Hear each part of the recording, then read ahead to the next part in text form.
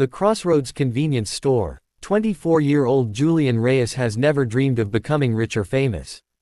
Quiet, polite, and hardworking, he unexpectedly inherits his late grandfather's old convenience store on the edge of town.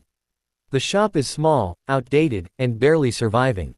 Until one night, at exactly 12 a.m., the front door opens by itself.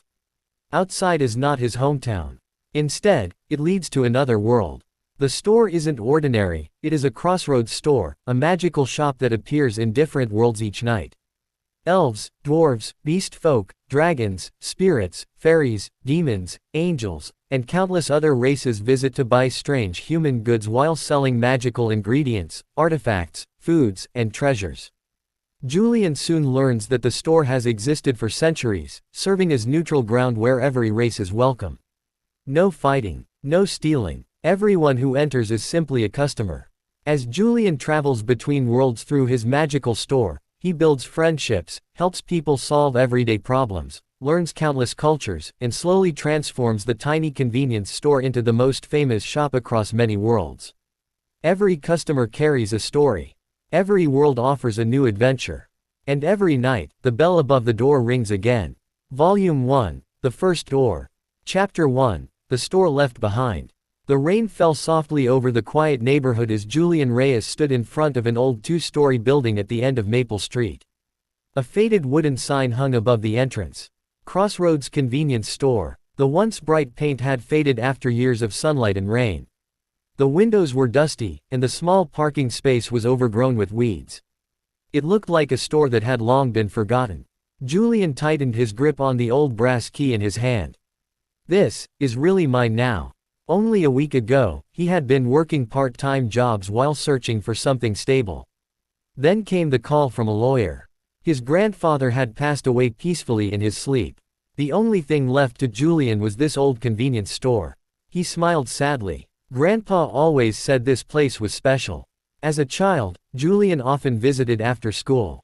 His grandfather would always greet every customer with the same warm smile, whether they bought a single candy or a week's worth of groceries. He never turned anyone away. Every customer carries a story, his grandfather often said. Julian never understood what that meant. Until now. The inside of the store smelled faintly of old wood, coffee, and cardboard. Dust covered nearly every shelf. Most of the refrigerators were empty. Several lights flickered. The register looked older than Julian himself. He slowly walked through each aisle. Instant noodles, bottled water, canned goods, cleaning supplies. Most of the products had expired years ago. He sighed. I'll have to replace everything. Despite its age, the store somehow felt comfortable, like it had been patiently waiting for someone to return. For the next several days, Julian worked tirelessly. He scrubbed the floors, repaired broken shelves, replaced broken light bulbs, cleaned dusty windows, painted the faded walls. Using nearly all of his savings, he bought fresh inventory from local suppliers. Snacks, drinks, bread, rice, medicine, stationery, household supplies. Little by little, the old convenience store came back to life. Although still small, it looked warm and welcoming once again. Julian smiled proudly. It isn't much, but it's a good start. Late that afternoon, while cleaning the small office behind the counter, Julian discovered an old wooden drawer hidden beneath the desk. Inside was a worn leather notebook. On its cover were simple words. For the next keeper. His heartbeat quickened. He carefully opened it. The first page was written in his grandfather's familiar handwriting. Dear Julian, if you're reading this, then I've already left this world. I'm sorry for leaving you such an old store. But this isn't just any convenience store. It has protected countless travelers for generations. If you choose to become its keeper, there are only 3 rules you must never break. Julian frowned. Protected travelers. He turned the page. Rule 1. Never close the store before sunrise once midnight arrives. He blinked. That's oddly specific. He continued reading. Rule 2. Treat every customer equally, no matter where they come from or what they are. Julian tilted his head. What they are. Was Grandpa joking? Then came the final rule. Rule 3. When the bell above the door rings after midnight, welcome the customer with a smile. Never show fear. Silence filled the room. Julian laughed awkwardly. Grandpa really knew how to tell stories. Still, He carefully closed the notebook and placed it beside the register. I'll follow your rules, even if they sounded strange. Night slowly covered the town. Most neighboring shops switched off their lights. Cars disappeared from the streets. Only the Crossroads convenience store remained open. Julian checked the clock. 11:58 p.m. The store was completely empty. He leaned against the counter. I guess today ends without a single customer. Outside, the wind suddenly stopped. Everything became unnaturally quiet. Tick, tick, tick. The wall clock reached 12 a.m. Ding. The tiny bell above the entrance rang by itself. Julian slowly lifted his head.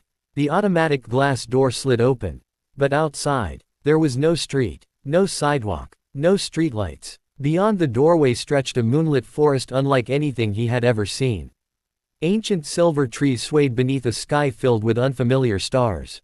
Julian froze. What? The notebook on the counter fluttered open on its own. The page before him showed only one sentence. Smile, keeper. Your first customer is about to arrive. Chapter 2. The door opens. The bell above the entrance gave another gentle ring. Ding. Julian stood frozen behind the counter. The automatic glass door remained wide open. Beyond it was no longer the quiet street outside his store, but a breathtaking moonlit forest. Silver leaves shimmered beneath the light of 2 full moons, and tiny glowing insects floated lazily through the air like drifting stars. A cool breeze carrying the scent of flowers and pine entered the store. It was unlike any fragrance Julian had ever smelled. His heartbeat pounded loudly in his ears. This isn't possible. His eyes instinctively drifted to the old notebook lying open on the counter. The sentence written on the page remained unchanged. Smile, keeper. Your first customer is about to arrive. Julian swallowed nervously. Right. He took a deep breath. His grandfather's words echoed in his mind. Treat every customer equally. Welcome them with a smile. Julian forced himself to calm down. No matter what happened, this was still his store. He straightened his apron, stood behind the register, and smiled. Welcome. Several minutes passed. Nothing happened. The magical forest outside remained silent. Julian began wondering if he had imagined everything. Then, rustle, rustle. Someone was approaching through the trees. A small figure cautiously emerged from the darkness. It was a young woman. She appeared to be around Julian's age, with long silver hair flowing behind her. Her ears were long and pointed, peeking through her hair. An elf. She wore a green traveling cloak and carried a worn leather satchel. Her emerald eyes were filled with hesitation as she stared at the brightly lit convenience store. She took one careful step closer. Then, another. Finally, she stood before the entrance. She looked at the glowing automatic doors with complete confusion. It moved by itself. Julian almost forgot to breathe. She's really an elf. Remembering the notebook, he bowed politely. Welcome to Crossroads Convenience Store. The elf flinched. She looked around cautiously before speaking in a soft voice. Is this the Crossroads? Julian nodded, even though he had no idea what that meant. I believe so. She looked relieved. A gentle smile finally appeared on her face. Then I made it. She stepped inside. The moment both of her feet crossed the entrance, the bell rang once more. Ding! A warm golden light briefly spread across the doorway before fading. The notebook flipped to another page by itself. Customer registered. Name: Lyria. Race: Moon Elf. Status: first-time visitor. Julian blinked. What? Before he could read further, the writing disappeared. Lyria looked around the store with sparkling eyes. Shelves stretched from wall to wall. Bright lights illuminated every aisle. Refrigerators hummed quietly. She slowly approached a shelf filled with colorful snack bags. So many colors. She picked up a small bag of potato chips. What creature is a potato? Julian smiled awkwardly. It isn't a creature. It's a vegetable. Her eyes widened. Vegetables become this. She carefully turned the package over. So much writing. Julian couldn't help smiling. Seeing someone discover everyday products for the first time was strangely amusing. Lyria continued exploring. She discovered bottled water. Water in glass. It's plastic. She nodded seriously. Human magic. Julian laughed. No magic. Just manufacturing. She didn't understand the explanation at all. Instead, she accepted it as another mysterious human technology. Eventually, she stopped in front of the instant noodle shelf. There were dozens of flavors. Chicken, seafood, beef, spicy, cheese. She stared at them for almost 5 full minutes. Do these grow like fruit? Julian nearly laughed again. No, you pour hot water into them. They become food. Silence. She slowly turned toward him. Impossible. It sounds impossible. But I'll show you. Julian boiled water using the electric kettle.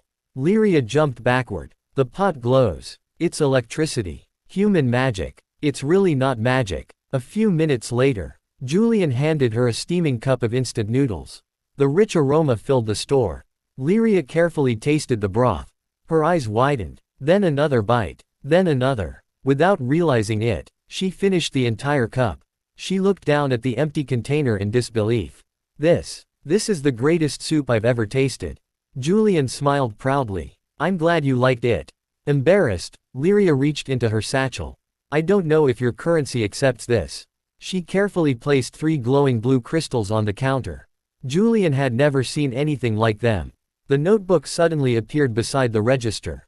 Its pages turned on their own.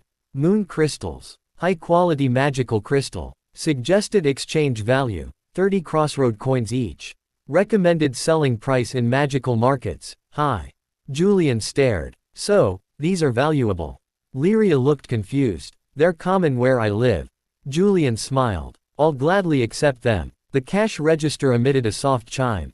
3 golden coins materialized inside the drawer. The notebook updated itself. First successful transaction completed. Store rank, F. Experience earned, +10. New feature unlocked, customer journal. Julian blinked. Experience. The Crossroads convenience store was far stranger than he had imagined. As Lyria prepared to leave, she hesitated. She looked back at Julian. Keeper. Julian looked up. May I return someday? He smiled warmly. Of course. The store is always open. Lyria smiled brighter than before. Thank you. She stepped back through the glowing doorway into the moonlit forest. Moments later, the magical forest disappeared. Outside the glass door, the familiar empty street had returned.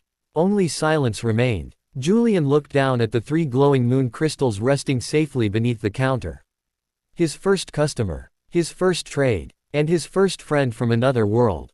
A small smile spread across his face. Perhaps, his grandfather had been telling the truth all along. Chapter 3, A Customer from Another World. The next morning, Julian woke up convinced that everything that had happened the previous night had been a dream.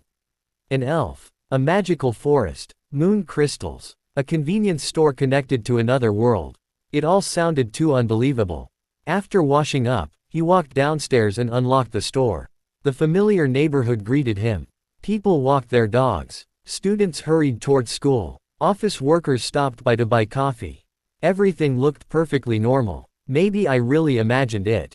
Then he opened the cash register. Lying inside were 3 glowing blue moon crystals. Julian silently picked one up. The crystal felt cool in his hand, and tiny silver lights floated inside it like stars trapped beneath glass. So it was real. Business during the day was slow. A few regular customers from the neighborhood visited.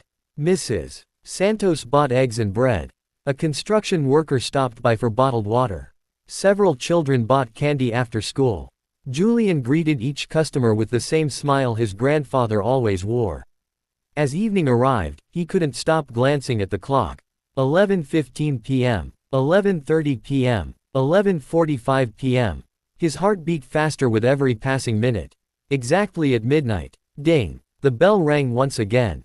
The automatic door slowly opened. The street outside disappeared. In its place stood the same moonlit forest. Julian smiled instinctively. Welcome. This time, he wasn't as frightened.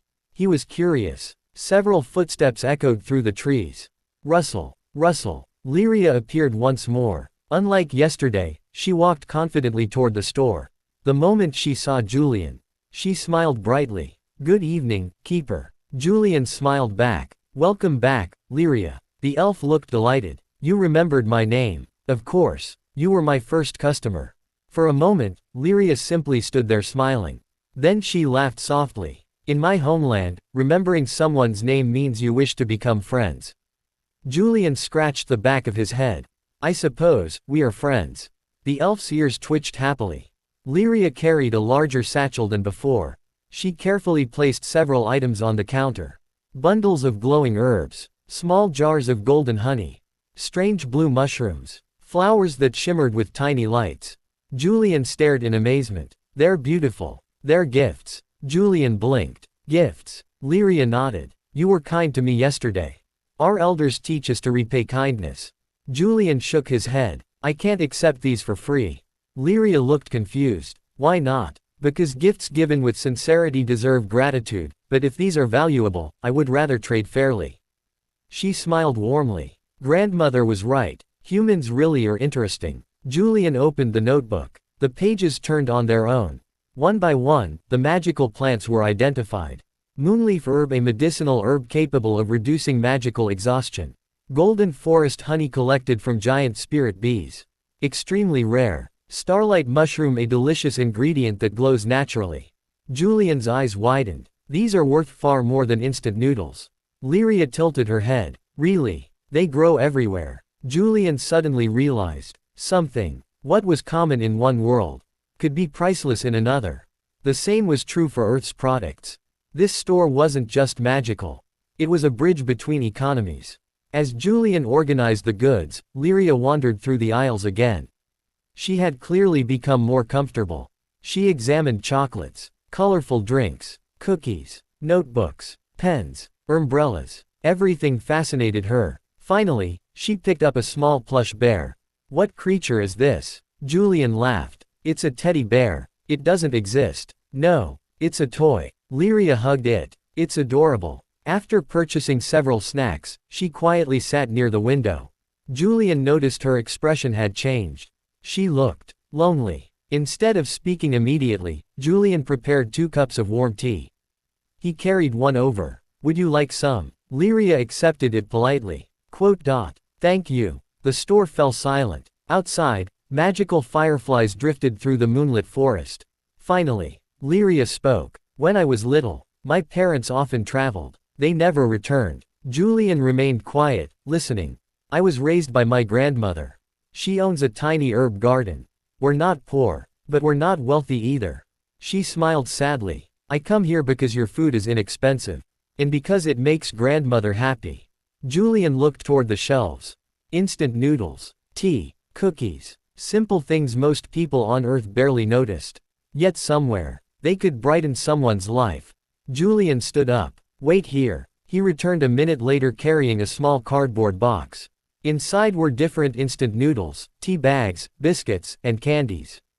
Lyria blinked. Keeper. Julian smiled. This is today's promotional package. She tilted her head. Promotional. It means, buy several items, and receive free gifts. Her eyes sparkled. Human stores are amazing. Julian laughed quietly. Truthfully, there was no promotion. He simply wanted to help. Without making her feel pitied. Lyria carefully hugged the box. Grandmother will be so happy. As she prepared to leave, she stopped at the entrance. She looked back at Julian. Our village is speaking about your store. Julian blinked. Really? The elders, the hunters, the herbalists, they all wish to visit someday. Julian smiled. They're all welcome. Lyria bowed respectfully. The Crossroads Store, is becoming famous. She disappeared into the glowing forest. The doorway slowly closed. The ordinary street returned. Julian looked around his quiet convenience store. Only 3 days had passed since inheriting it. Yet, his tiny shop had already welcomed customers from another world. He smiled as he placed the glowing herbs carefully onto a shelf in the back room. Tomorrow night, perhaps another story would walk through his door. Chapter 4, The Rules of the Store. The quiet hum of the refrigerators echoed throughout the convenience store. Julian stood behind the counter, staring at the leather notebook. Over the past 3 nights, his life had changed completely.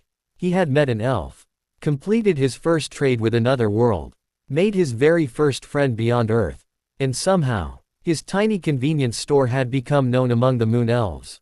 He gently opened the notebook. Instead of blank pages, new words slowly appeared. Store rank, F. Keeper, Julian Reyes. Connected worlds, 1. Known customers, 1. Successful trades, 4. Store reputation, unknown. Next objective, learn the store's laws. As soon as Julian finished reading, the pages turned by themselves. A new chapter appeared. The 7 Laws of the Crossroads Store. 7 Laws. Julian leaned closer. First law. The store belongs to no world. This place exists between countless worlds. No kingdom. No empire. No god. No race owns the crossroads. Every visitor enters as an equal. Julian smiled. So this place is neutral territory. Second law. Violence is forbidden. No customer may attack another customer. No weapons may be drawn. No magic may be used to harm others. Anyone who breaks this law will immediately be expelled from the crossroads forever. Julian blinked. That's incredibly strict. Then he thought about it. Without such a rule, different races would never feel safe visiting. Third law. Every customer deserves respect. Whether rich or poor, king or beggar, dragon or fairy. Treat everyone equally. The value of a customer is not measured by wealth, but by sincerity. Julian remembered Lyria's smile. Grandpa really lived by this. Fourth law. Never cheat during a trade. The Crossroads Store exists because of trust. Lying about prices. Selling fake goods. Taking advantage of someone's ignorance. These are unforgivable sins for a keeper. Julian nodded firmly. I understand. His goal was never to become rich by deceiving others. He wanted customers to return because they trusted him. Fifth law. Every world has different values. An item considered worthless in one world may become priceless in another. A fair keeper studies both worlds before making a trade. Julian immediately thought about the moon crystals. To Lyria, they were ordinary. On Earth, they could change history. Likewise, instant noodles were nothing special on Earth. Yet in another world, they were unforgettable. Sixth law. Protect every customer's secret. Some visitors cannot reveal where they came from. Some are escaping war. Others seek medicine. Some simply wish to rest. The keeper must never betray their trust. Julian quietly repeated the sentence. Everyone has a story. Not every story needed to be shared. Seventh law. The final page remained blank. Only one sentence appeared. This law will reveal itself when you are ready. Julian frowned. That's not helpful. Just then, ding, the bell rang. The magical forest returned. Julian looked up. Lyria entered with a cheerful wave. Good evening, keeper. Good evening, Lyria. She immediately noticed the notebook. You're reading the store laws. You know about them. She nodded. My grandmother told me stories. When I was little, she said there once was an old human who welcomed everyone. Julian smiled. My grandfather. Lyria nodded happily. He once stayed awake for 3 days caring for an injured beastfolk traveler. He never accepted payment. Julian looked surprised. Grandpa never mentioned that. He never spoke about the people he helped. Julian slowly shook his head. He always said, kindness isn't something you brag about. Lyria smiled softly. Then he truly was a great keeper.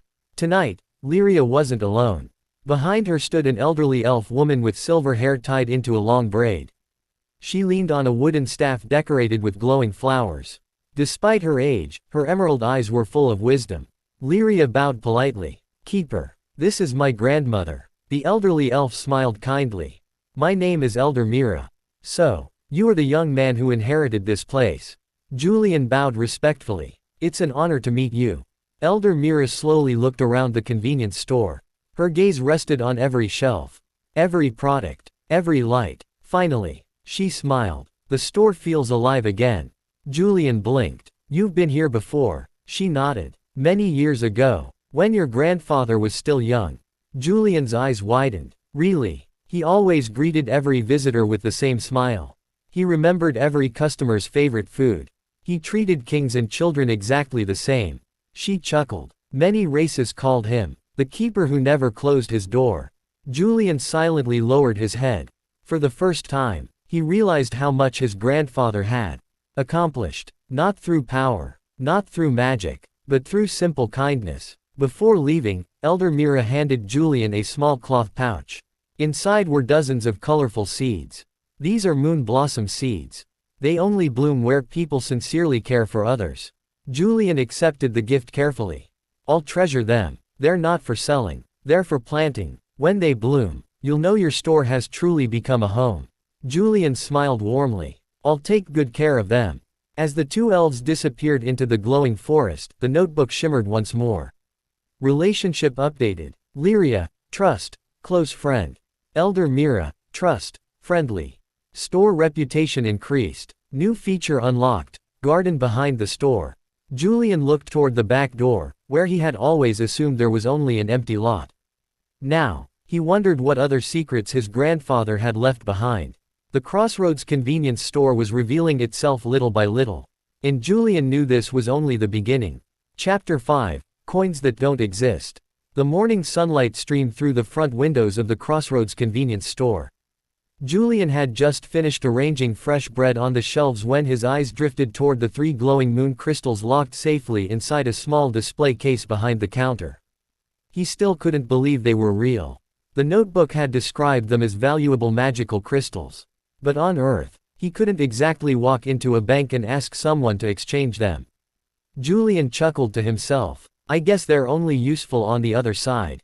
That evening, after closing time for ordinary customers, Julian carefully placed the notebook on the counter. He had begun treating it like another employee. Every night, it taught him something new. Just before midnight, the pages turned by themselves.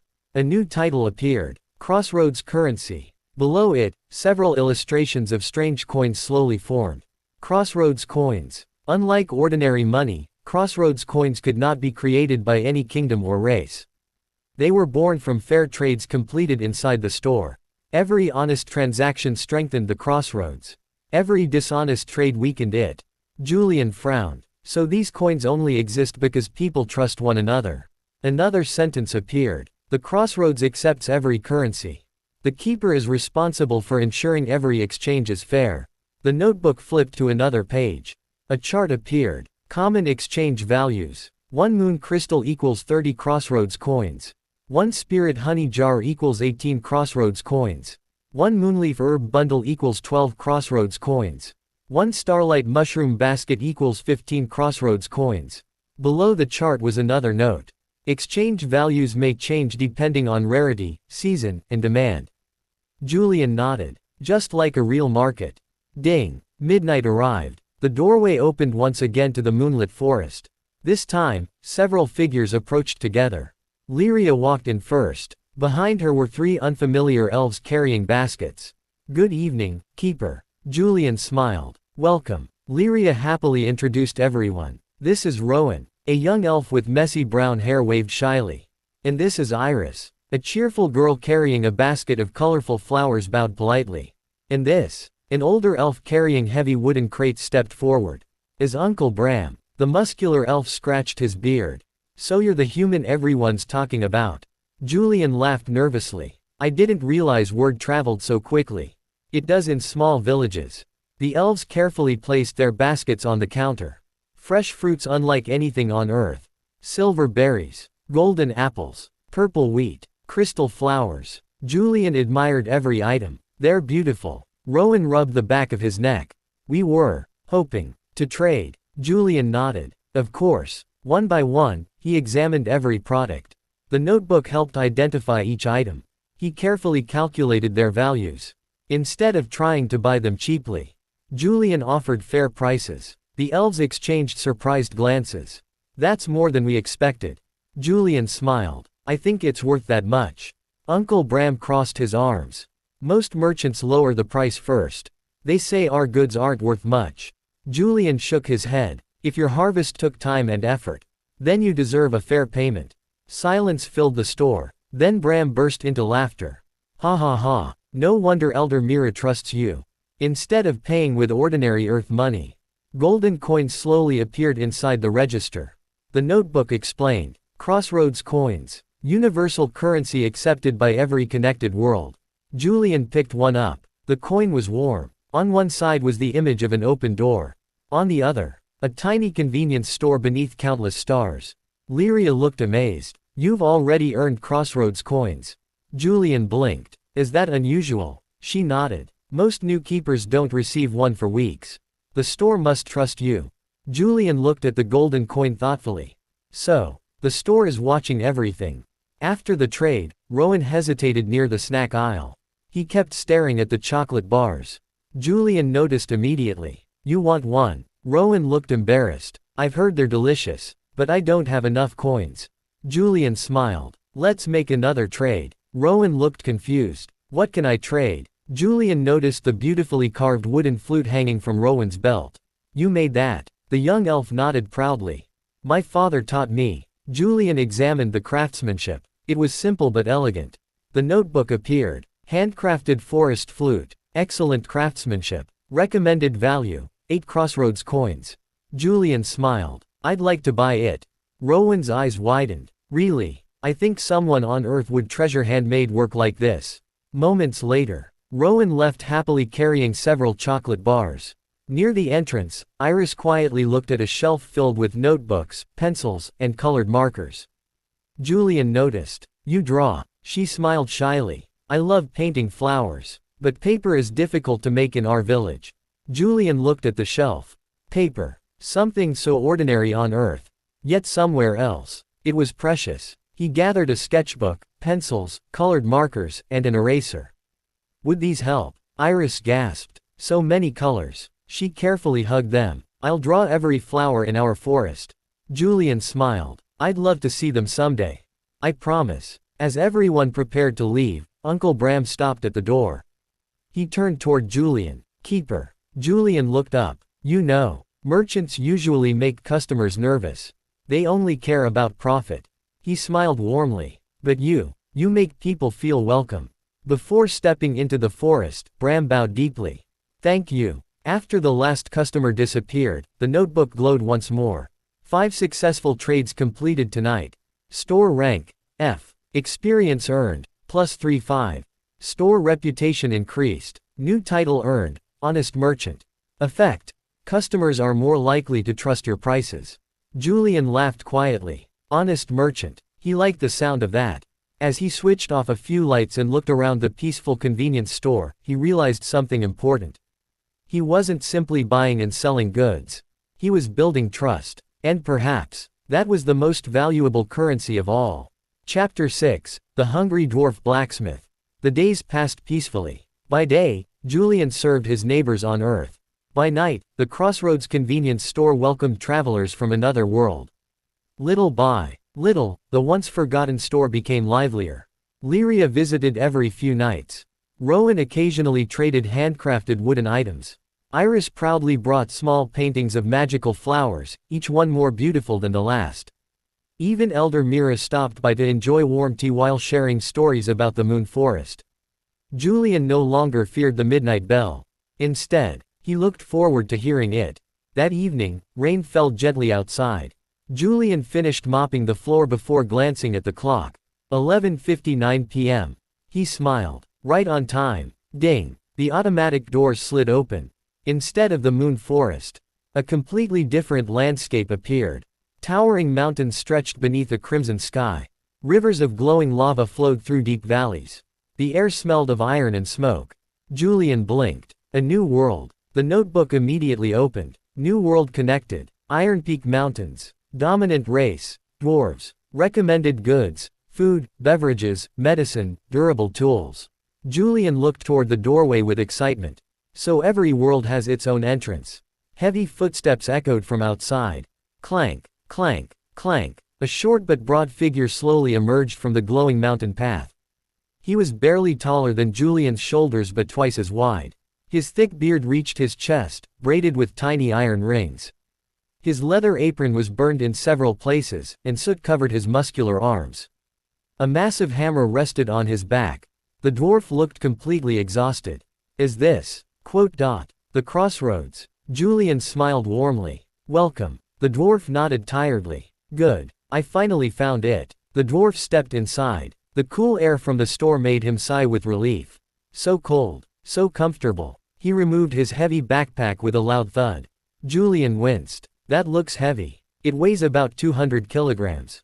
Julian stared. You're joking. The dwarf looked confused. No. After sitting down near the counter, the dwarf rubbed his stomach. A loud growl echoed through the quiet store. Julian smiled. Hungry. The dwarf scratched his beard awkwardly. I've been forging weapons for 3 straight days. No breaks. No sleep. No proper meal. Julian couldn't help laughing. You sound like you need food first. I'd appreciate that. Julian walked toward the instant noodle shelf. He picked out a large bowl of spicy beef noodles. The notebook suddenly flashed. Customer preference detected. Recommended meal, extra large spicy beef noodles.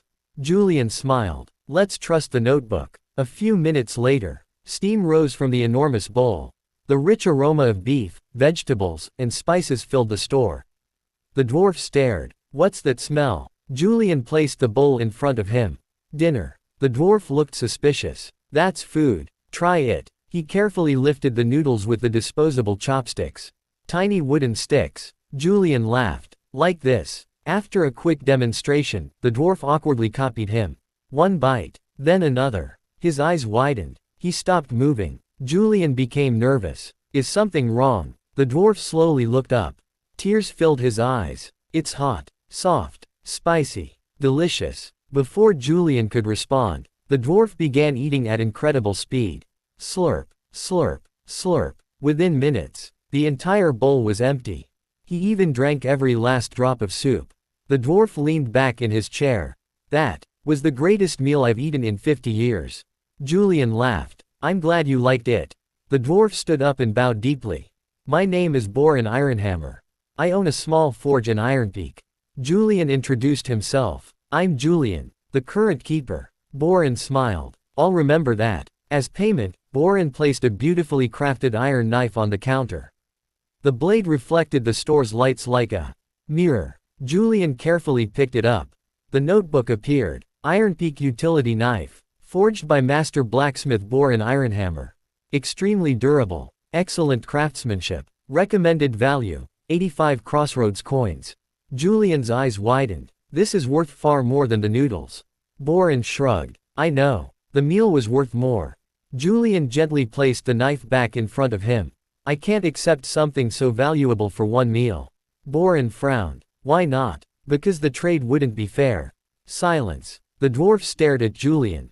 Then, he burst into loud laughter. Ha ha ha. So the rumors were true.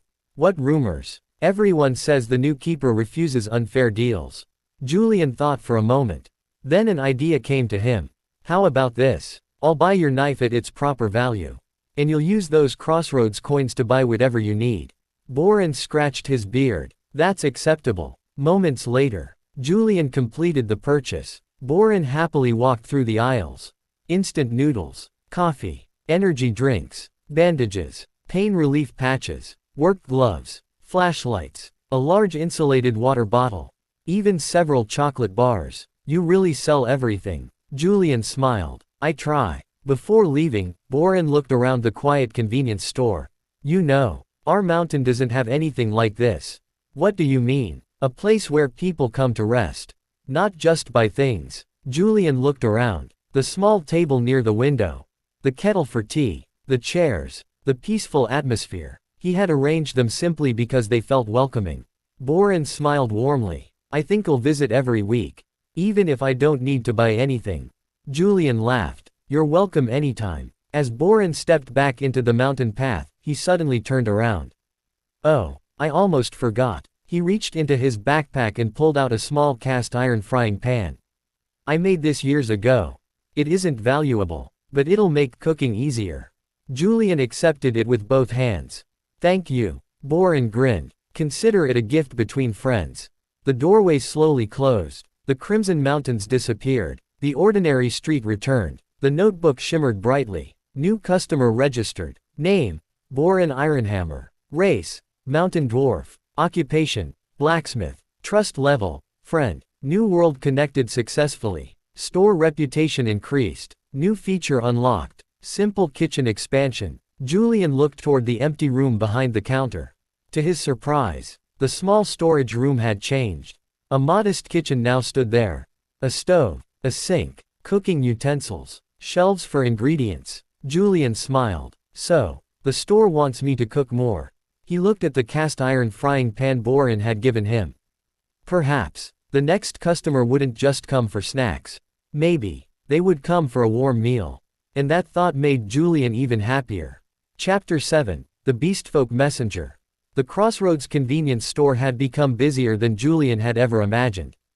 Every morning, he served ordinary customers from Earth. Every midnight, the store welcomed visitors from other worlds. The shelves that once gathered dust now needed to be restocked almost every day. Julian found himself smiling more often. For the first time in years. He truly loved his work. Several days after Boren's visit, Julian stood inside the newly unlocked kitchen. The small cast iron frying pan Boren had given him hung proudly on the wall. The shelves were now stocked with cooking ingredients. Eggs, bread, rice, fresh vegetables, coffee beans, tea leaves, seasonings. He wasn't much of a cook, but he had been practicing simple meals after closing. If customers enjoy warm noodles, he smiled, maybe they'll enjoy breakfast too. That night, the clock struck midnight. Ding! The doorway shimmered with golden light. Instead of the Moon Forest or Iron Peak Mountains, a vast green plain appeared. The wind carried the scent of wildflowers. In the distance stood several windmills surrounded by rolling hills. The notebook opened by itself. New world connected. Verdant plains. Dominant races. Beastfolk. Recommended goods. Ready-to-eat meals, drinks, travel supplies, maps, shoes. Julian looked toward the open doorway. A third world. Moments later, something rushed toward the store at incredible speed. Thump, thump, thump. A blur crossed the grassy road.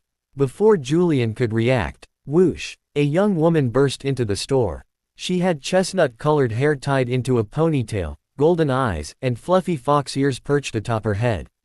A large bushy tail swayed rapidly behind her. She wore light leather armor, a messenger's satchel, and sturdy boots covered in dust. Panting heavily, she leaned against the counter.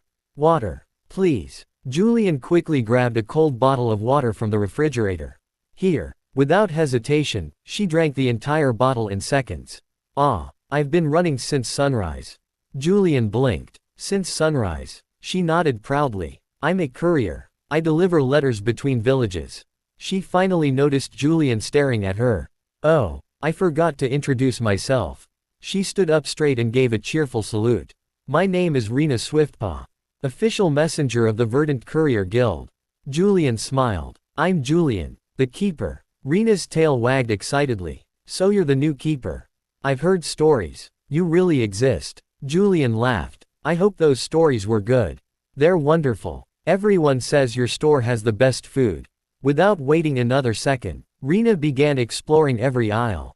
She looked at everything with sparkling eyes. Energy bars, fruit juice, raincoats, flashlights, travel pillows, power banks, small first aid kits. This place is incredible. She stopped in front of a shelf filled with bottled sports drinks. What are these? They help replace fluids after exercise. Her ears perked up. I run hundreds of kilometers every week. I need these. Julian noticed something. Rena wasn't buying snacks for fun. Everything she picked had a purpose. Comfortable socks, bandages, energy drinks, trail mix, compact umbrellas, notebook and pens. She was preparing for another journey. You travel alone. Rena nodded. Most of the time. Isn't it dangerous? She smiled confidently. It is. But someone has to deliver letters. Julian looked at her messenger bag. Hundreds of envelopes were neatly organized inside. Every letter connects people. Rena smiled softly. And every delayed letter makes someone worry. Julian suddenly understood. Just like him, Rena's job wasn't simply delivering things. She carried people's hopes, promises, good news, apologies, family messages. She wasn't just a courier. She connected lives. While preparing her purchases, Julian noticed the soles of her boots. They were badly worn. One more long journey, and they would probably fall apart. He quietly walked toward the shoe section.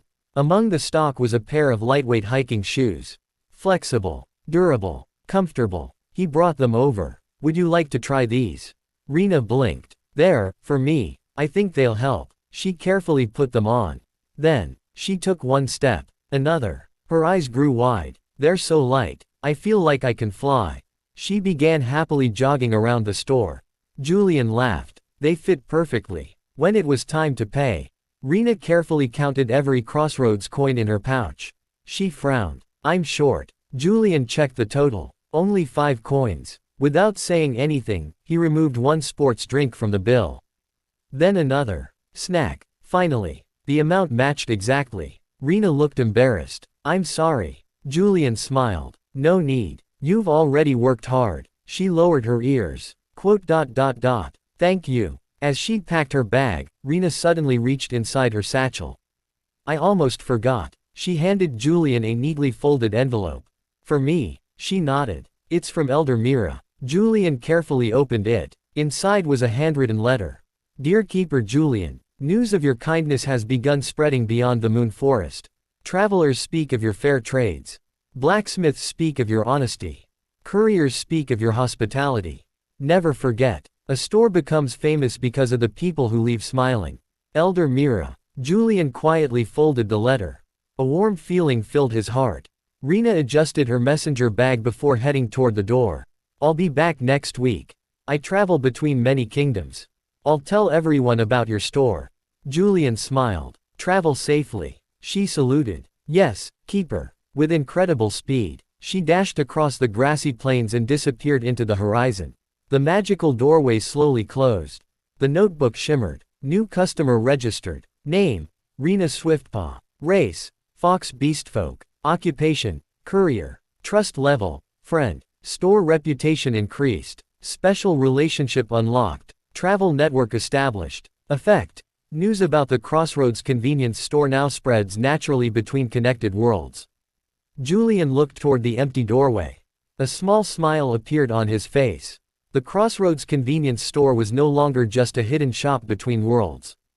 Thanks to every satisfied customer. It was becoming a place that travelers looked forward to visiting.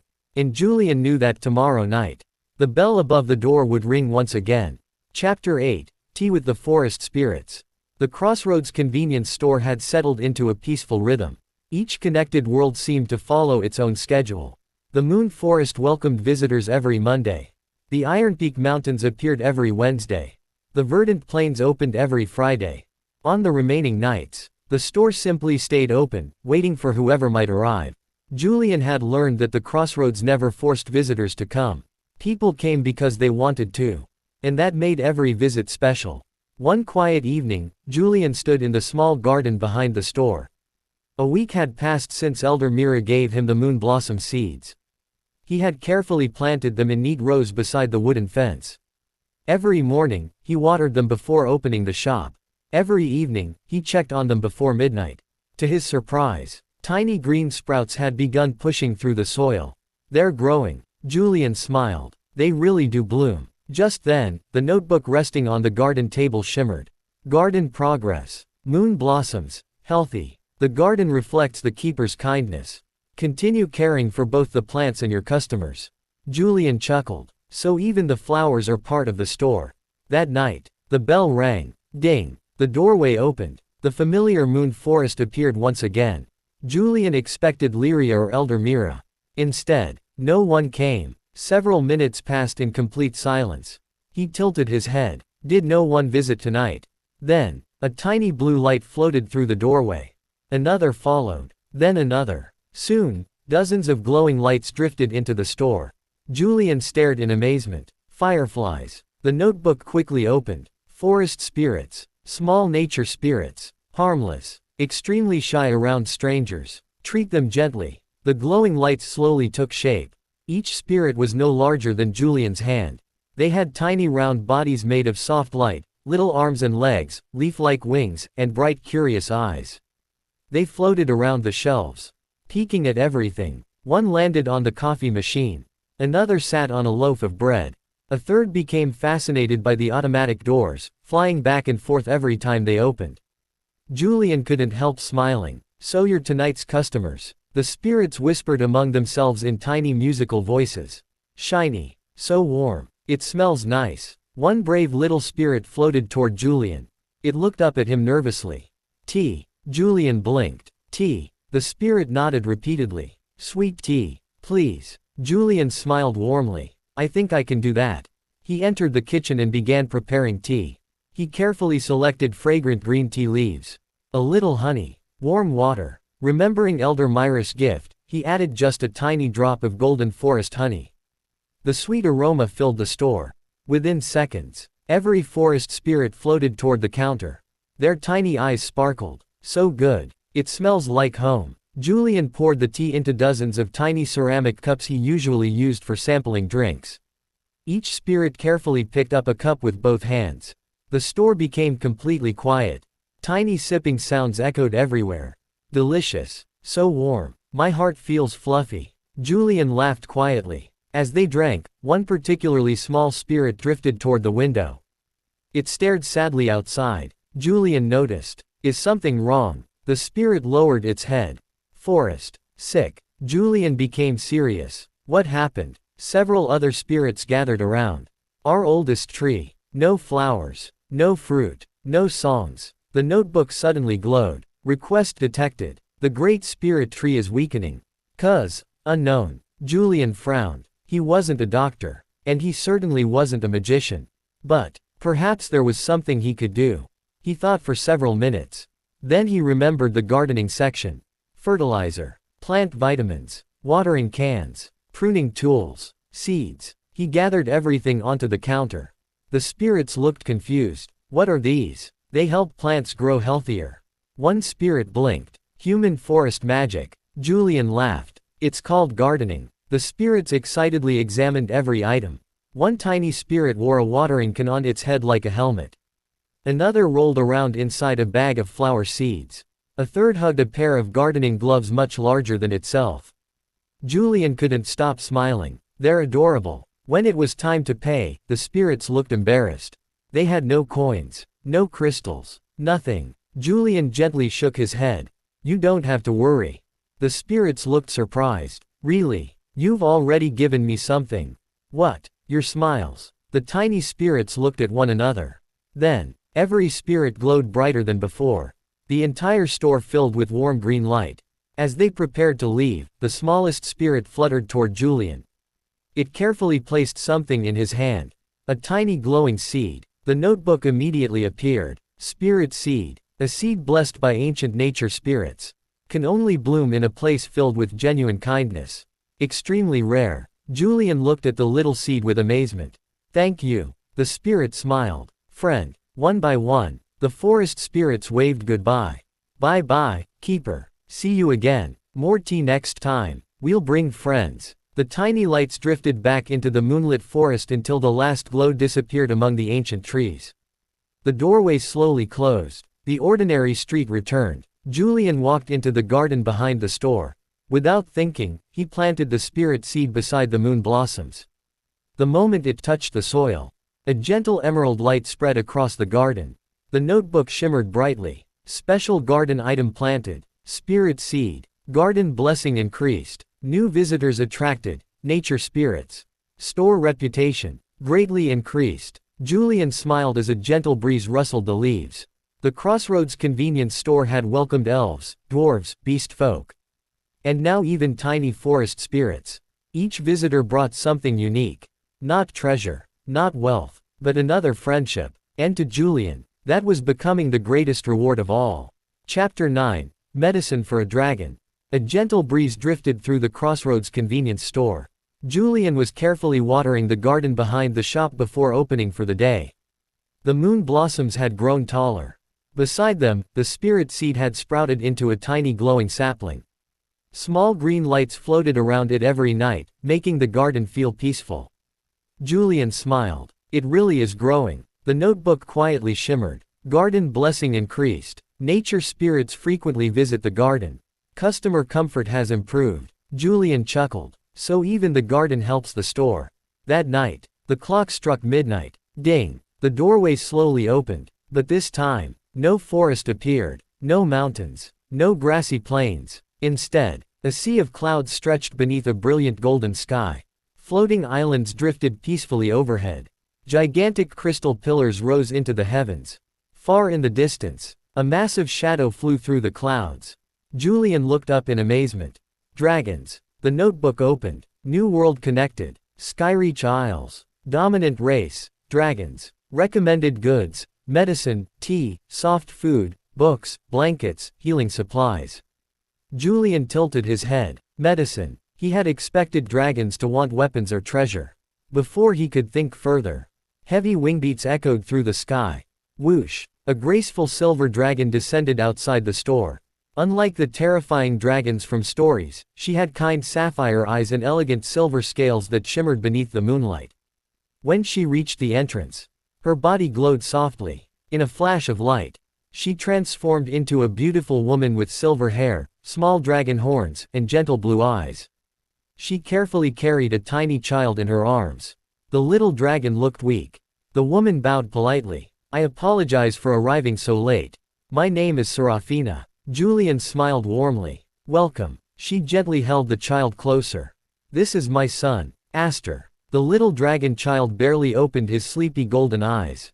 He looked exhausted. Julian noticed something strange. Although Aster had no visible wounds, his breathing was shallow. He occasionally coughed. His small horns had lost their shine.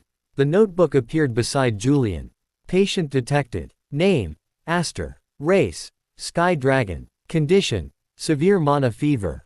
Symptoms: high magical exhaustion, loss of appetite, weak mana circulation. Recommended treatment: rest, warm fluids, nutritional food, fever medicine compatible with children. Julian frowned. "I'm not a doctor." Serafina lowered her head. "Our healers have tried everything. They told us his body simply needs time. But he refuses to eat." She looked at her son with worried eyes. "He grows weaker every day." Julian thought quietly. Then, he remembered something from the medicine shelf. Children's fever medicine, electrolyte drinks, warm soup, soft rice porridge, honey. He gathered everything carefully. He read every instruction twice before preparing the correct dosage. "I can't promise this will cure him, but perhaps it will help." Serafina nodded gratefully. "Thank you." Julian entered the kitchen. Using Boren's cast iron pan, he slowly cooked a simple chicken rice porridge. Nothing fancy. Just warm, soft, and gentle on the stomach. He added finely chopped vegetables, a little salt, and a small drizzle of golden forest honey. The comforting aroma filled the store.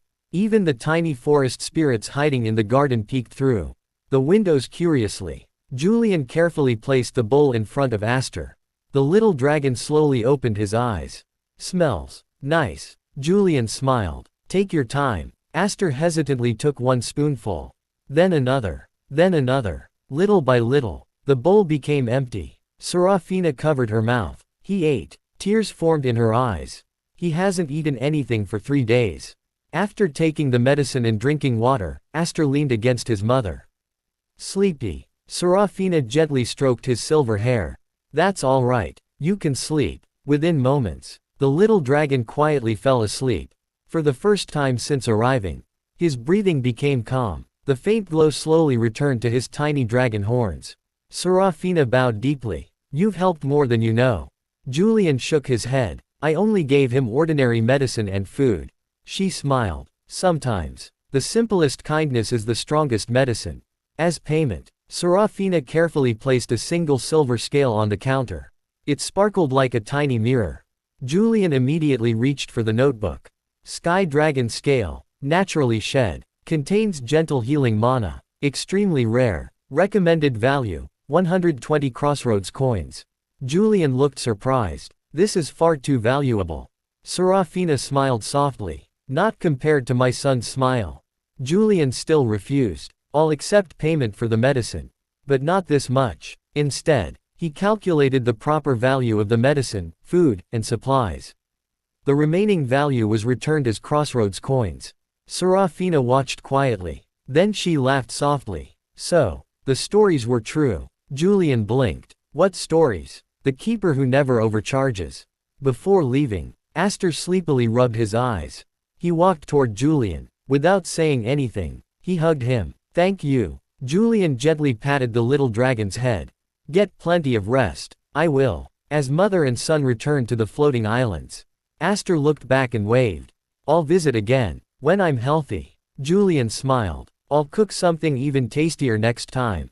The little dragon grinned. "It's a promise." The doorway slowly closed. The notebook glowed brightly. New customers registered. Serafina. Race: Sky Dragon. Occupation: Scholar. Trust level: Friend. Aster. Race: Sky Dragon. Status: Child. Favorite food: chicken rice porridge. Trust level: Friend. Special achievement unlocked: The warmest meal. Effect: Homemade meals prepared by the keeper provide comfort to tired or sick customers. Julian quietly looked around the peaceful convenience store. He had welcomed elves, dwarves, beastfolk, forest spirits, and now, dragons. Every customer entered for a different reason. Some came to trade, some came to rest, some came because they were lonely. And tonight, a mother simply wanted her child to smile again.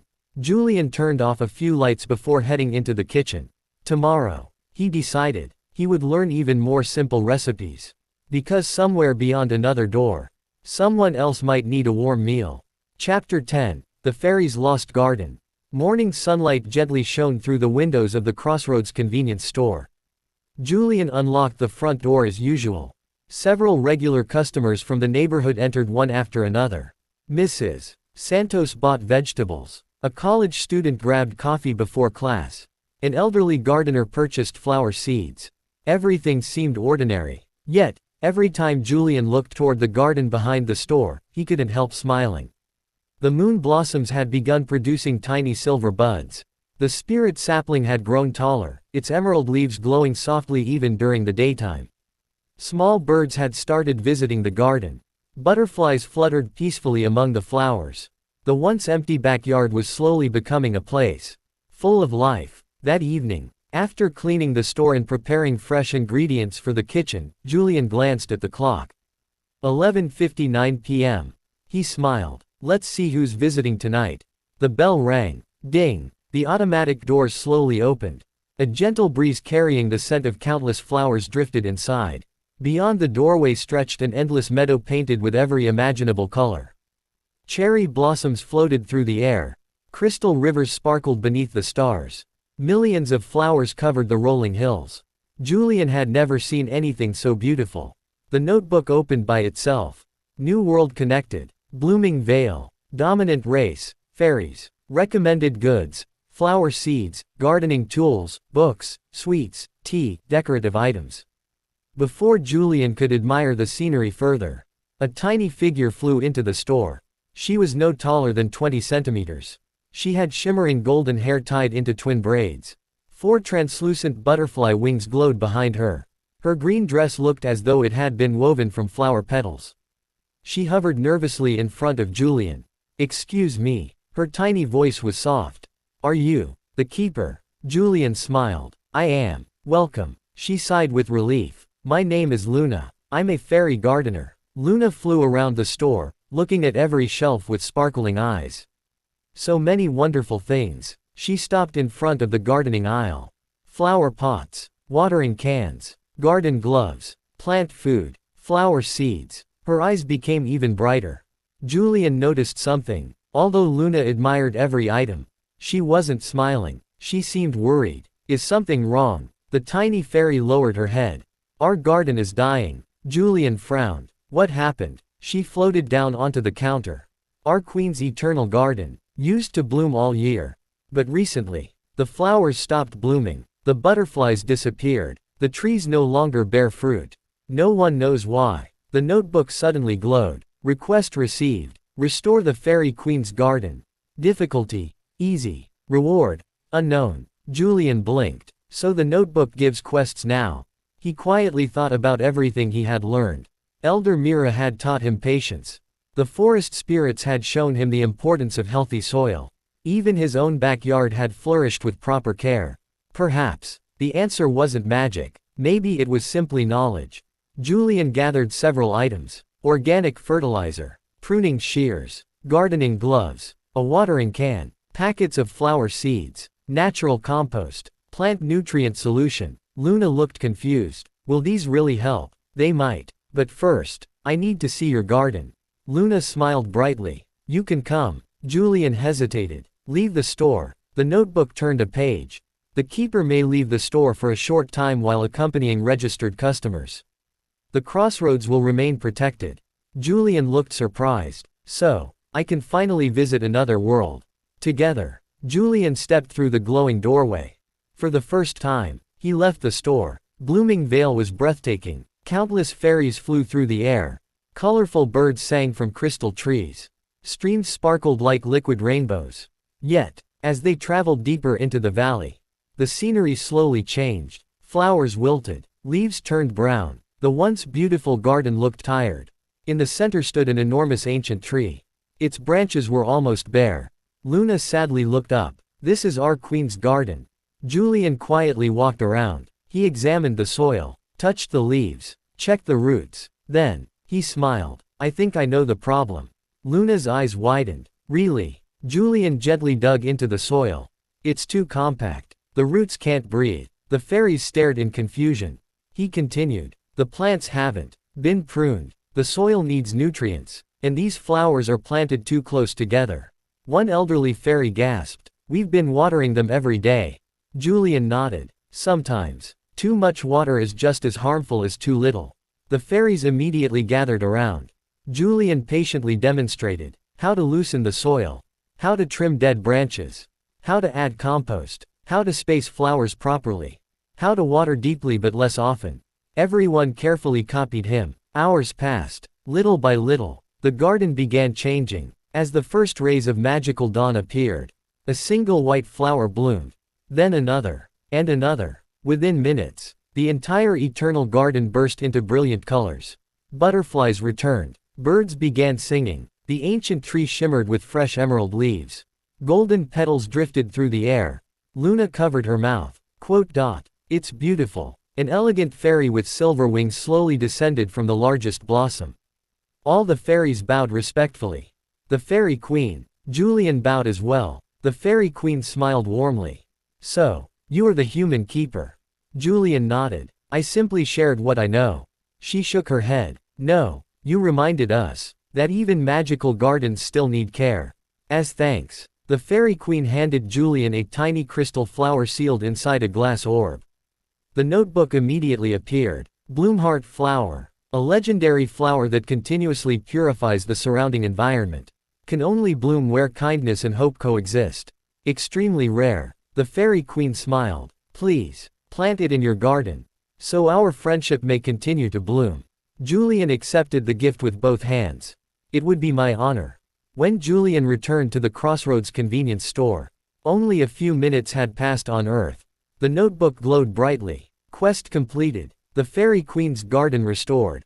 Store reputation greatly increased. New friend registered. Luna. Race. Fairy. Occupation. Royal gardener. Trust level. Close friend. New friend registered. Fairy queen Eliana. Trust level. Friendly. Garden feature upgraded. Bloomheart flower planted. Garden blessing increased. Julian quietly planted the crystal flower beside the spirit sapling. Almost instantly, the entire garden shimmered with soft golden light. The moon blossoms bloomed together. The spirit sapling grew another branch. Butterflies filled the air. Julian smiled peacefully. The Crossroads convenience store wasn't just connecting worlds anymore. It was helping them grow. One friendship, one garden, and one act of kindness at a time. Chapter 11, The Traveling Merchant. The Crossroads convenience store had become brighter than ever. The shelves were full. The garden behind the store bloomed with moon blossoms, the spirit sapling, and the radiant bloomheart flower.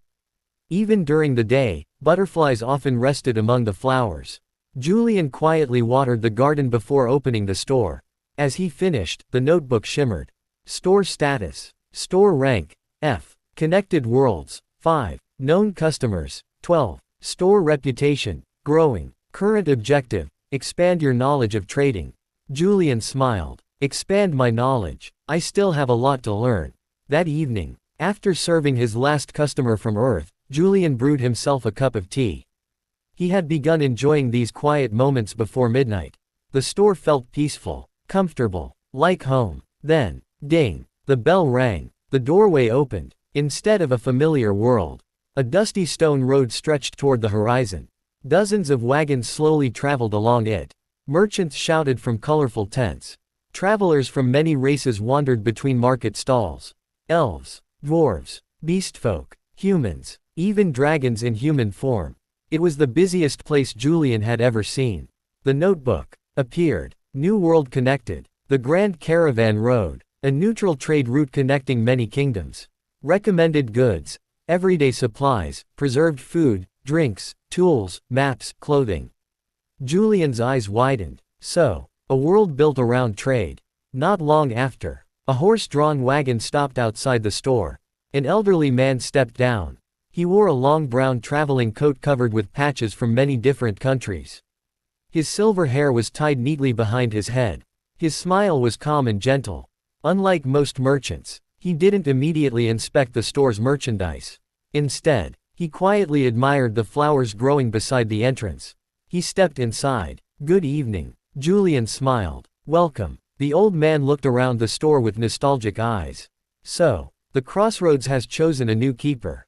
Julian blinked. "You've been here before." The old man chuckled. "Many times. I knew your grandfather." Julian immediately invited him to sit.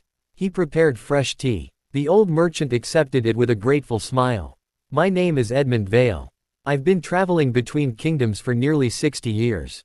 Julian introduced himself. "I'm Julian, the current keeper." Edmund nodded warmly. "I've heard good things about you." For a while, neither of them spoke. They simply enjoyed the tea. Finally, Edmund broke the silence. "Tell me, Julian, what do you think a merchant sells?"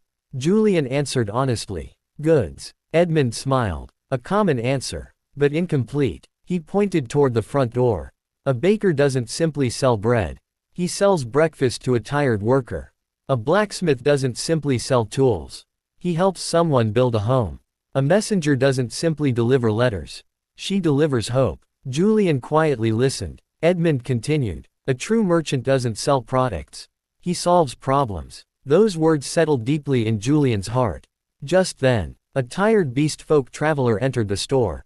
He looked exhausted. "My wagon wheel broke. I've been walking for hours." Julian immediately remembered Boren's sturdy tools. He searched the shelves. Repair rope, strong adhesive, a portable tool kit, flashlight, work gloves. He placed them together. "This should help." The traveler smiled gratefully. "You just saved me another day's journey." After the traveler left, Edmund looked at Julian. "You understand already." Julian tilted his head. "What do you mean? You didn't sell him 5 separate products. You solved one problem." Later that night, a young elf entered. She nervously looked around. "I need a birthday gift. For my little sister." Julian thought carefully. Instead of recommending the most expensive item, he chose a small plush rabbit, colored pencils, a sketchbook, a box of chocolates. The elf smiled brightly. "She'll love these." Edmund quietly watched from his chair. After she left, he nodded approvingly. "Again, you solved a problem." Hours passed. Customer after customer arrived. A dwarf bought cooking oil because his wife loved fried potatoes. A fairy purchased tiny ribbons to decorate flowers for a festival. A dragon scholar bought notebooks to record ancient history. Julian found himself asking every customer the same question. "What do you need?" Not, "What do you want to buy?" Near dawn, Edmund stood up. "It seems my work here is finished." Julian looked surprised. "You were teaching me." The old merchant smiled. "Not teaching, simply reminding you." What your grandfather already knew." Before leaving, Edmund reached into his coat. He handed Julian a small brass compass. Unlike ordinary compasses, its needle constantly spun before finally pointing toward the store. The notebook immediately appeared. "Merchant's compass. Belonged to Edmund Vale. Points. Toward trustworthy merchants. A legendary trading tool. Cannot be bought. Can only be gifted." Julian looked up. "I can't accept something this valuable." Edmund smiled. "I wasn't given this because I was rich. I was given it because someone trusted me." He gently placed the compass into Julian's hand. "And now, I trust you." Before climbing back onto his wagon, Edmund looked at the Crossroads convenience store one last time. The greatest stores aren't remembered for their shelves. They're remembered for how people feel when they leave. Julian bowed deeply. "Thank you." Edmund smiled. "We'll meet again." The wagon slowly disappeared into the endless caravan road. The notebook glowed brilliantly. New customer registered. Edmund Vale. Race, human. Occupation, traveling merchant. Trust level, close friend. Special item obtained. Merchant's compass. New passive skill unlocked. Merchant's insight. Effect. The keeper can better understand what customers truly need before recommending products. Julian held the brass compass in his hand.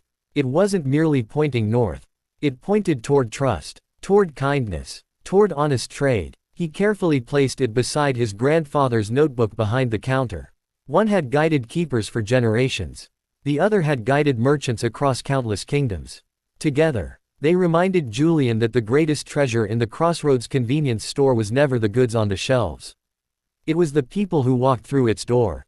Chapter 12, Festival Night.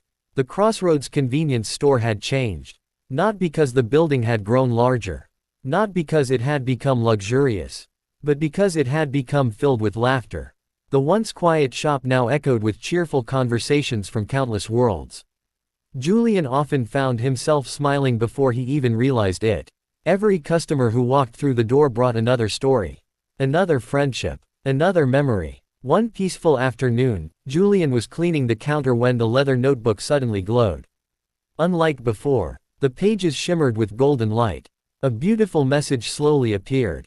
Special event announcement. The Crossroads Festival. Date: tonight. Purpose: celebrate friendship between connected worlds. All peaceful customers are invited. Julian blinked. A festival. The next page appeared. Keeper's duty. Prepare the store. Welcome every guest. Create memories together. Julian smiled.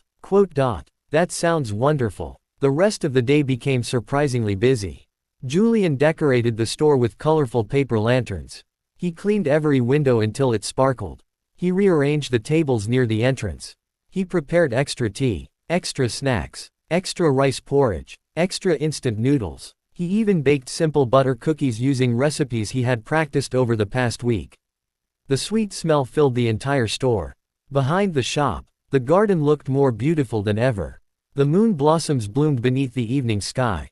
The bloomheart flower glowed softly. Tiny forest spirits helped hang flower garlands on the wooden fence. Pretty, so pretty. Julian laughed. Thank you. The clock reached midnight. Ding. Instead of opening to a single world, the doorway expanded. Golden light filled the entrance. 5 different paths appeared together. The Moon Forest, Iron Peak Mountains, Verdant Plains, Skyreach Isles, Blooming Vale. For the first time, every connected world was linked at once. The first guest arrived. Lyria entered carrying a basket filled with homemade moonberry pies. I baked these with grandmother. Julian smiled warmly. They smell delicious. Boran arrived next. The dwarf carried an enormous iron grill over one shoulder. I figured a festival needs proper food. He laughed loudly. I'll cook. Rena dashed. Inside moments later, I brought letters from everyone who couldn't come. Her messenger bag was stuffed full. She also carried colorful ribbons from the beastfolk villages. We'll decorate. Tiny forest spirits floated into the store carrying glowing flowers. We brought lights. One spirit landed on Julian's head. Another happily sat on the cash register. The entire store sparkled with tiny green lights. Luna the fairy fluttered in with dozens of flower crowns. Everyone should wear one. Before Julian could refuse, she gently placed one on his head. The customers laughed. It suits you. Julian scratched his cheek awkwardly. Thanks. Soon afterward, Serafina arrived with little Aster. Unlike before, the young dragon looked energetic. His cheeks were rosy. His silver horns shone brightly. The moment he saw Julian, he happily ran over. Big brother Julian. Without hesitation, he hugged him tightly. I got better. Julian smiled. I can see that. I even ate breakfast today. Serafina bowed gratefully. Thank you again. Finally, the familiar wagon stopped outside. Edmund Vale quietly stepped into the store. He looked around. Elves chatting with dwarves. Beastfolk laughing with dragons. Fairies dancing with forest spirits. A place where everyone felt welcome. He smiled. Your grandfather would be proud. The festival officially began. Boran grilled vegetables while teaching Julian how to cook over an iron plate. Lyria and Elder Mira served tea to anyone who wanted a warm drink. Luna organized a flower crown contest. The forest spirits played hide and seek among the shelves. Rena read funny letters from beastfolk children. Even Serafina shared ancient dragon stories with curious customers. For several hours, no one worried about kingdoms. No one cared about races. No one argued. Inside the Crossroads convenience store, everyone was simply friends. Later that evening, Julian stood quietly near the entrance, watching everyone laugh together. He suddenly remembered how lonely the store had looked when he first inherited it. Dusty shelves, empty refrigerators, silent hallways. Now, the store was full of life. He couldn't stop smiling. Aster tugged gently on Julian's apron. Big brother. Julian knelt beside him. What is it? The little dragon pointed around the store. His place. Feels like home. Julian froze. Those simple words touched his heart more deeply than any treasure ever could. Near dawn, everyone gathered in the garden behind the store. The moon blossoms suddenly bloomed all at once. The spirit sapling shone brilliantly. The bloomheart flower released thousands of glowing petals into the night sky. Every customer looked up in amazement. The notebook floated into the air. Golden words appeared above the garden. Festival successfully completed. The Crossroads welcomes every peaceful traveler. Friendship has become the strongest foundation of this store. One final surprise remained. The spirit sapling suddenly grew taller. Its branches spread gracefully across the garden. Tiny silver fruits appeared among its glowing leaves. The notebook explained. World Tree Sapling. Evolution complete. The spirit sapling has become the first branch of the Crossroads World Tree. Its blessings strengthened friendships between worlds. Everyone stood silently beneath the glowing tree. Even Edmund looked surprised. I've heard legends, but I've never seen one. Before returning home, every guest left a small gift. A handmade wooden carving from Rowan. Fresh herbs from Elder Mira. A cast iron kettle from Borin. Messenger ribbons from Rena. A crystal feather from Serafina. A flower crown from Luna. A tiny glowing lantern from the forest spirits. Julian carefully placed every gift inside a glass display cabinet near the counter. Not as merchandise, but as precious memories. As dawn approached, the magical paths slowly disappeared. One by one, everyone returned to their own worlds. The store became quiet once again.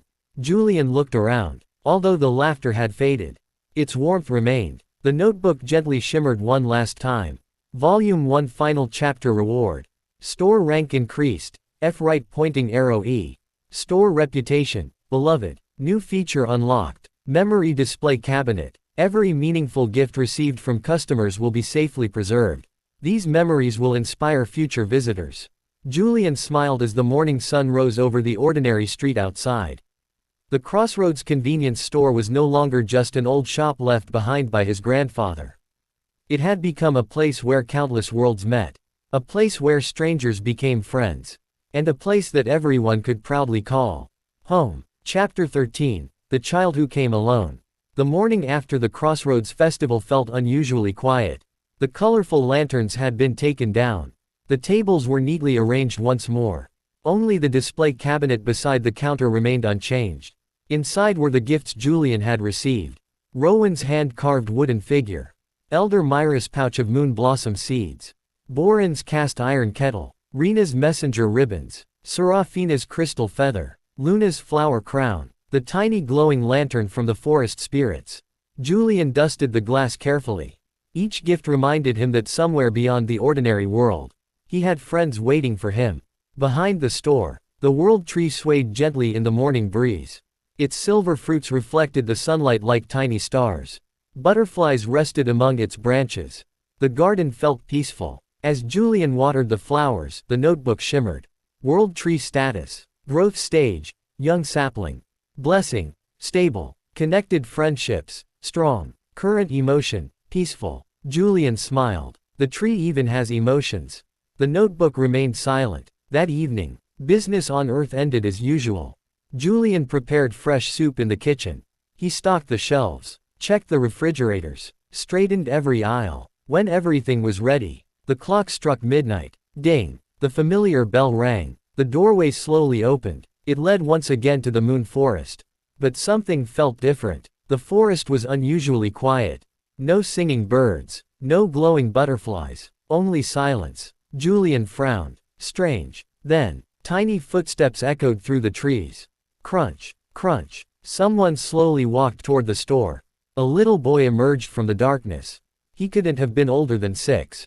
He had short silver hair, tiny pointed elf ears, and wore a green cloak far too large for his small body. His cheeks were stained with tears. His little hands trembled. He looked around fearfully before stepping inside. The moment he crossed the doorway, the magical barrier sealed behind him. The boy flinched. Don't send me back. Julian immediately knelt so they were at eye level. It's all right. You're safe here. The little elf hugged a worn stuffed rabbit tightly. He tried to stop crying. I got lost. Julian gently handed him a warm towel. It's okay. Take your time. The child quietly wiped his eyes. My name is Noel. Julian smiled softly. I'm Julian. Welcome to the Crossroads convenience store. Noel looked around nervously. Is this a scary place? Julian shook his head. No, it's a place where everyone is welcome. The little boy looked at him for several seconds. Then, he slowly nodded. Julian prepared a cup of warm milk with a little honey. He also placed several butter cookies onto a small plate. Noel stared at the food. For me, of course. The boy hesitated. My mommy says I shouldn't take things from strangers. Julian smiled. Your mother taught you well. So, we'll become friends first. Noel blinked. Friends. Julian offered his hand. My name is Julian. The little boy slowly reached out. Noel. They shook hands. Julian smiled. Now we're friends. The little elf smiled for the first time. After drinking the warm milk, Noel finally calmed down. Between small bites of cookies, he quietly explained. I was picking flowers. Near Grandma's garden, I followed a glowing butterfly. Then, I couldn't find my way home. Julian immediately remembered Elder Myra's stories. The moon forest was enormous. It wouldn't be difficult for a child to become lost. Just then, the notebook suddenly flipped open. Bright golden letters appeared. Emergency request. Missing child detected. Guardian searching. Objective. Keep Noel safe until help arrives. Julian's expression became serious. I understand. He carried a small blanket from the storage room. Noel looked sleepy. You can rest if you'd like. Really? I'll wake you if your family arrives. The little elf nodded. Within minutes, he fell asleep on the sofa, still hugging his stuffed rabbit. Julian quietly adjusted the blanket around him. Nearly an hour passed. Outside, the moon forest suddenly became filled with light. Voices echoed through the trees. Noel, young Master Noel, search this way. Julian immediately recognized one voice. Lyria. The door slid open. Lyria rushed inside, breathing heavily. Behind her came Elder Mira, several village hunters, and an elegant elf couple wearing noble traveling clothes. The moment the woman saw the sleeping child, tears filled her eyes. Noel. She ran forward and hugged him gently. The little boy slowly opened his eyes. Mama. The man beside her sighed in relief. Thank the world tree. Noel happily hugged his parents. I found a friend. He pointed toward Julian. He gave me warm milk. And cookies. And he wasn't scary. The adults looked toward Julian. Lyria smiled proudly. I told you. The keeper would help. The elegant elf stepped forward. My name is Lord Kalen. This is my wife, Lady Arya. They bowed deeply. Thank you for protecting our son. Julian smiled. I'm just glad he's safe. Lady Arya gently wiped away her tears. You have no idea how frightened we were. Noel suddenly tugged on Julian's sleeve. Can I come back? His parents looked surprised. Julian laughed softly. Anytime. The little boy grinned. I'll bring drawings next time. Before leaving, Lord Kalen carefully placed a beautifully carved silver badge on the counter. Julian immediately shook his head. There was no need. Lord Kalen smiled warmly. This isn't payment. It's a promise. He looked around the peaceful store. A place that protects children. We'll always have friends in our family. The notebook appeared. New customers registered. Noel. Race. Moon Elf. Favorite drink. Warm honey milk.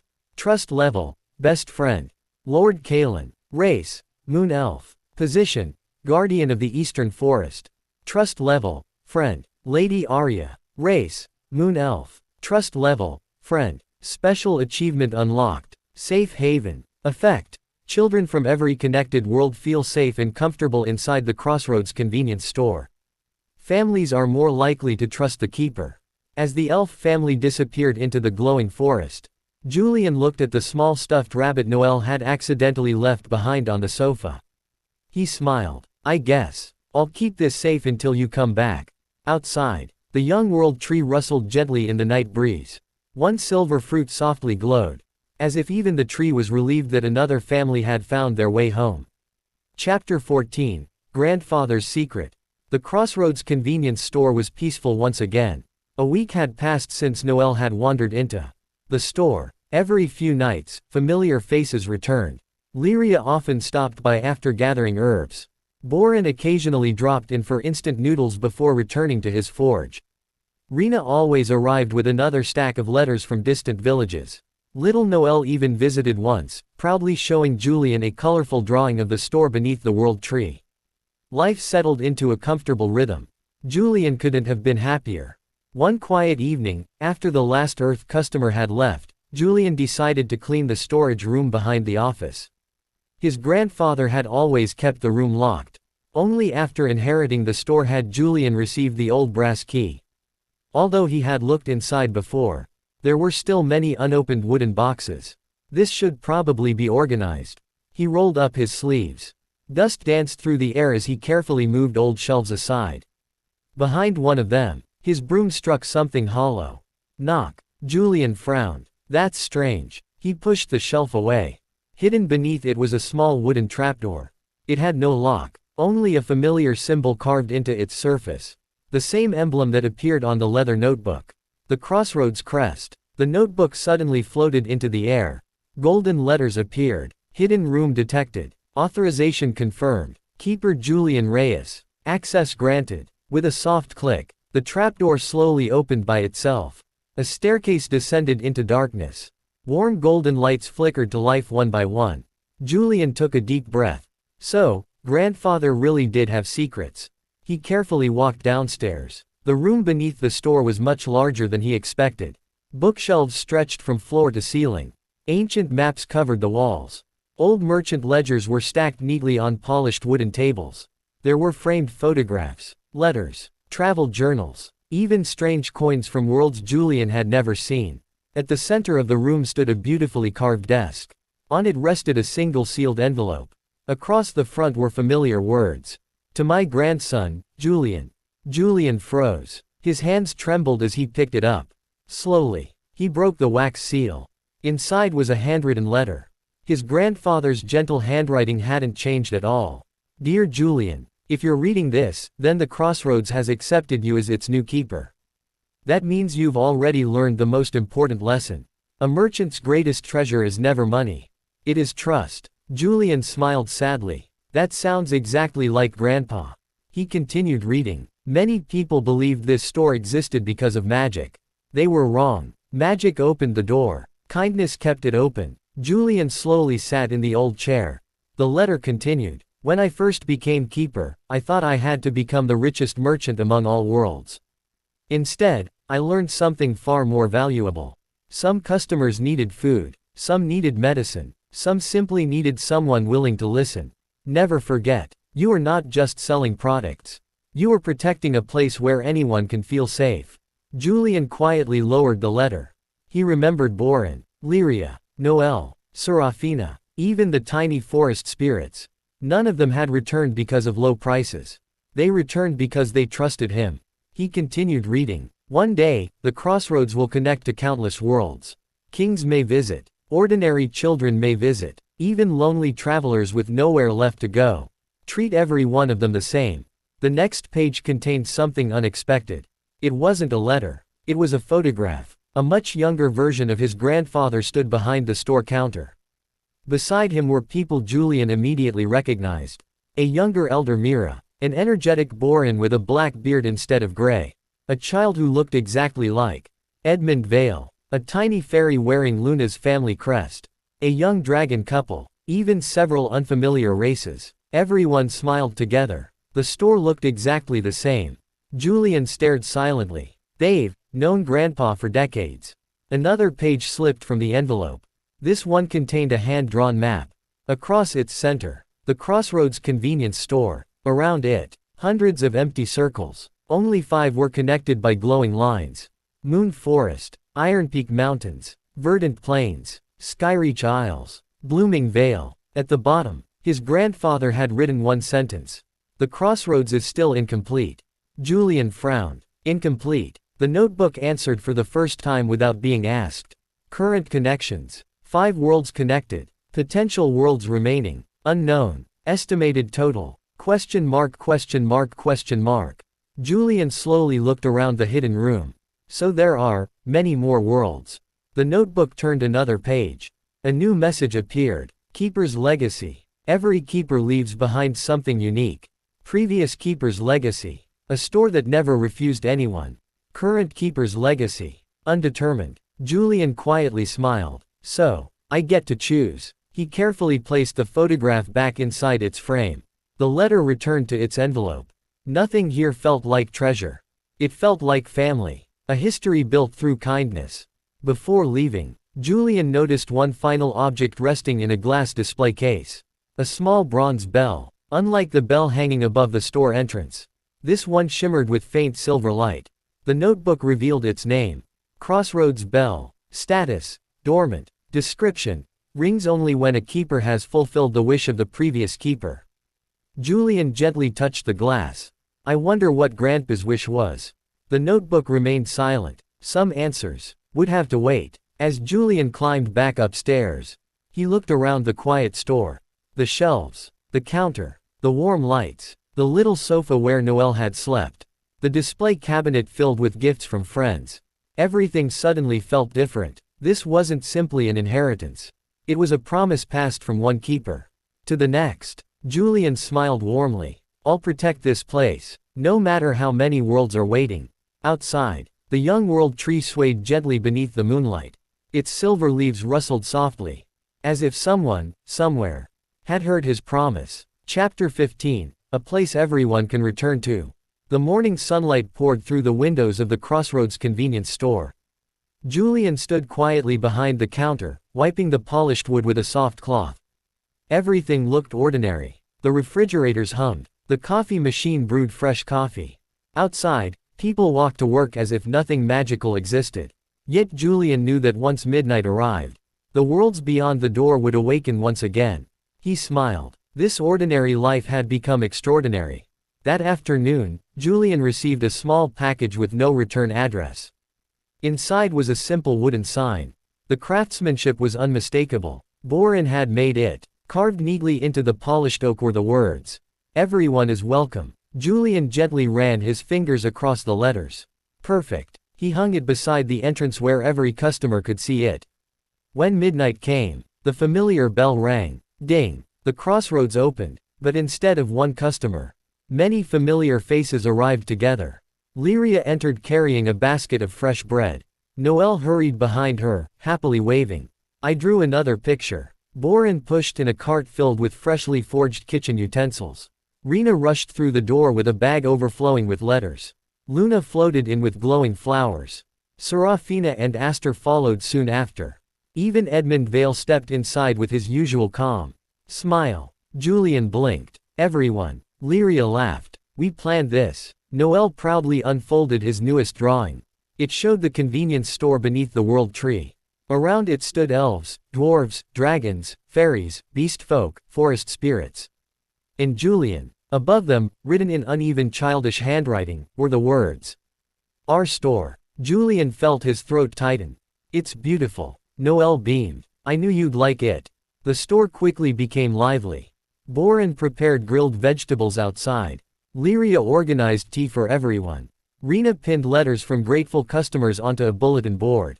Many had been written by people Julian had helped but never met personally. One letter read, "Thank you for helping my daughter when she was sick." Another said, "The shoes you sold our courier changed her life." Another simply read, "Thank you for treating us like family." Julian quietly read each one. Every word warmed his heart. As everyone chatted together, Edmund approached Julian. You've done well. Julian smiled. I've still got a lot to learn. Edmund chuckled. A good merchant never stops learning. He looked around the bustling store. Your grandfather built a safe place. You've made it feel like home. At that moment, the notebook floated into the air. Golden pages turned by themselves.